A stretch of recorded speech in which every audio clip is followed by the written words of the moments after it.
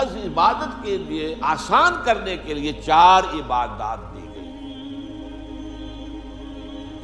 Number 1 نماز صلات، تاکہ تم بھول نہ جاؤ، تازہ کرتے رہا کرو۔ آپ کو معلوم ہے نماز میں ہر رکعت میں سورہ فاتحہ، اور سورہ فاتحہ کی مرکزی آیت کیا ہے؟ 7 آیتیں کل ہے، مرکزی چوتھی آیت کیا ہے؟ ایاک نعبد و ایاک نستعین۔ اے اللہ تیری ہی بندگی کرتے ہیں، پرستش کرتے ہیں اور کرتے رہیں گے، کیونکہ فعل مضارع جو ہے عربی زبان میں حال اور مستقبل دونوں کو کور کرتا ہے۔ تیری ہی بندگی اور پرستش کرتے ہیں اور کرتے رہیں گے، اور تجھ ہی سے مدد مانگتے ہیں اور مانگتے رہیں گے۔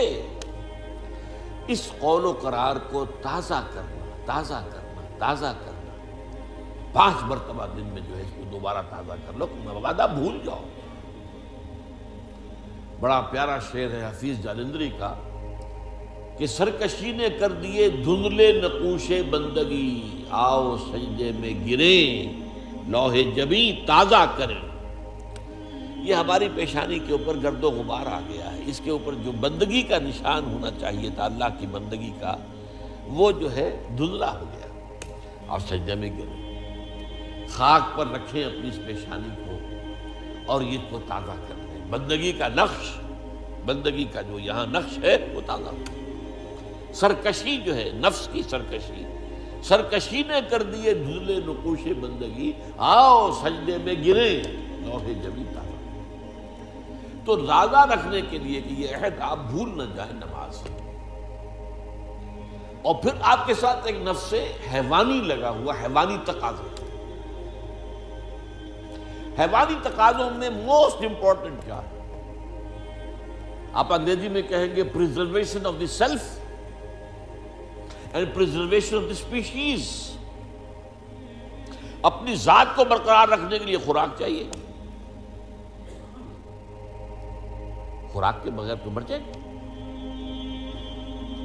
اور اپنی نسل کو برقرار رکھنے کے لیے جنسی جذبہ ہے، شہوت ہے، شادی ہے، بیاہ ہے۔ یہ 2 ہیں موسٹ پورٹنٹ محرکات جو ہیں، motives, most important motives, animal instincts, preservation of the self and preservation of the species۔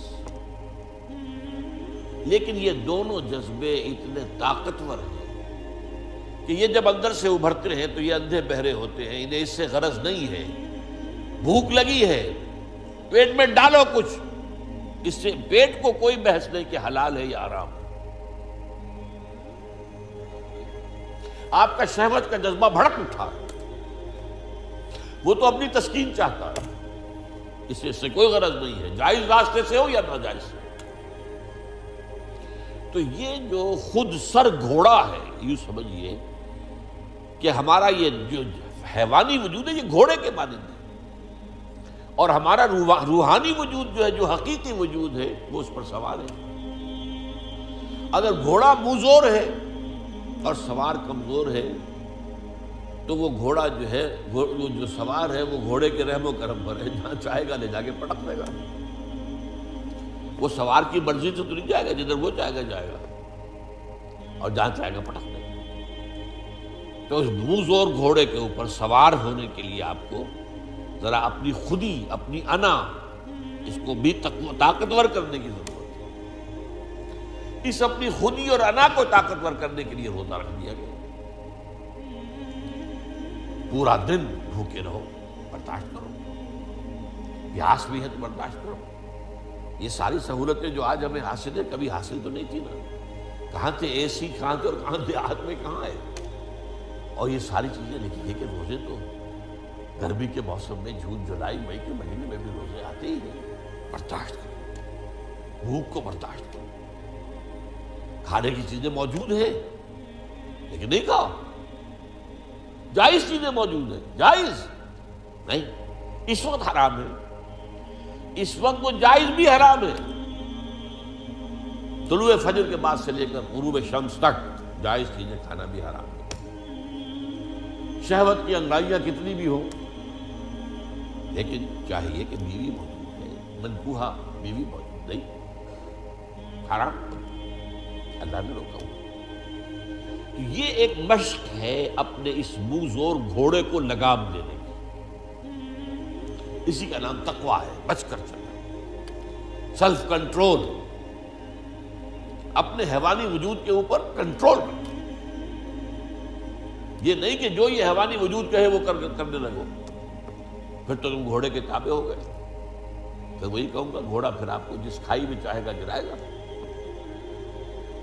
تیسرے یہ کہ انسان میں مال کی محبت جو ہے، وَإِنَّهُ لِحُبِّ الْخَيْرِ لَشَدِيدٌ، محبت دنیا میں زندگی بسر کرنے کے لیے ساز و سامان تو چاہیے نا، ساز و سامان پیسے سے آتا ہے، لہذا یہ بھی گویا کہ ہمارے اینیمل انسٹنکٹس میں سے ہے کہ کچھ مال و دولت، لیکن اس پہ بھی انسان اندھا ہو جاتا ہے، جمع کر رہا، مال اس کی محبت ہے، پھر اندھا ہو جاتا ہے، مال کی محبت میں یہ بھی نہیں دیکھتا کہ کیا حلال ہے کیا حرام ہے، مال آنا چاہیے چاہے حرام سے آئے۔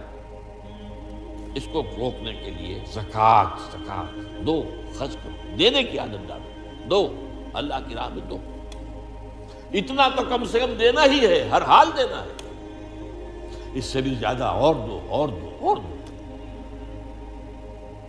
عام لوگ سمجھتے ہیں صرف زکوٰۃ پر اکتفا نہیں، ان فی المال لحقا سوی الزکاۃ، حضور نے فرمایا تمہارے مالوں میں زکوٰۃ کے علاوہ بھی حق ہے، اس کو ہم کہتے ہیں صدقات نافلہ، مزید اور خفیہ دو، اور اس طور سے دو کہ داہنا ہاتھ جو کچھ دے رہا ہو تمہارے اپنے بائیں ہاتھ کو اس کی خبر نہ ہو، اس کا ڈھنڈورا مت پیٹو۔ زکوٰۃ جو ہے وہ تو اعلان دی جائے گی، اسلامی حکومت میں ریاست خود دے گی، یا فرض کیجئے اموال باطنہ ہیں آپ خود دیں گے تب بھی اعلان دیں گے، لیکن جو صدقات نافلہ ہیں چھپا کر، یہ ہے حکمتیں اس عبادت کو آسان کرنے کی، اور یہ ساری حکمتیں جمع کر دی گئی ہیں حج کے اندر۔ حج میں ذکر بھی ہے اللہ کا، تلبیہ بھی ہے، شاعر اللہ کو دیکھنا ہے، حج میں آپ کو معلوم بیت اللہ کو صرف دیکھنا بھی ثواب ہے، طواف کر رہے ہیں۔ پھر یہ جب احرام میں ہیں آپ تو پابندیاں بھی نفسیانی جو ہے، جو روزے والی پابندیاں بھی کچھ آ جاتی ہیں، تعلق زن و شو نہیں ہو سکتا، چاہے بیوی ساتھ ہے، احرام کے اندر ہے وہ تعلق حرام، پھر پیسہ بھی خرچ ہوتا ہے۔ تو تینوں حکمتیں وہ جامع ترین جو ہے سمجھیے کہ عبادت ہے، اسی لیے کہا گیا ہے کہ حج مبرور جو ہے وہ شے ہے جو حج اللہ کے قبول ہو جائے، وہ شے ہے کہ جس کے بعد انسان کے سابقہ زندگی کے سارے گناہ معاف ہو جاتے ہیں، اور وہ ایسے ہو جاتا ہے جیسے آج ہی اس کی ماں نے اسے جنا ہے، جیسے وہ آیا ہے بچہ معصوم ماں کے پیٹ سے، ایسے ہی وہ معصوم ہو جاتا ہے۔ لیکن وہ حج مبرور حلال کی کمائی سے حج کیا گیا، حرام سے نہیں، اور وہاں حج میں وہ ساری پابندیاں جو ہے بڑی عمدگی کے ساتھ اعلیٰ اسلوب کے ساتھ نباہی گئی، ولا رفث ولا فسوق ولا جدال فی الحج۔ اب یہ ہے اصل میں جو دو لفظوں کا فرق میں نے واضح کرنے کے لیے اتنی لمبی بات کی ہے، عبادت اور عبادات۔ لفظی طور پر تو عبادت کی جمع عبادات، نماز بھی عبادت، روزہ بھی عبادت، حج بھی عبادت، زکوٰۃ بھی عبادت، یہ سب عبادات۔ اصل عبادت کیا ہے؟ ہمہ تنگ، ہمہ وقت، ہمہ جہد اللہ کی اطاعت، اس کی انتہائی محبت کے جذبے سے سرشار ہے۔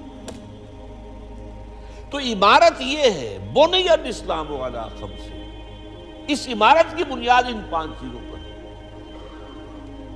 یہ 5 چیزیں جو ہیں یہ در حقیقت کوئی عمارت نہیں ہے، جو میں نے شروع میں بات آپ سے عرض کی تھی کہ اس حدیث کے اندر جو کانٹے کا لفظ ہے، جو اہم ترین ہے بنیا، عمارت جو ہے وہ بنیاد کے اوپر اٹھائی گئی، عمارت اور ہے بنیاد اور ہے، ان کو ایک سمجھ لینا غلط مبحث ہے، یہی ہماری غلط فہمیوں کا، مغالطوں کا، گمراہیوں کا سبب بن گیا۔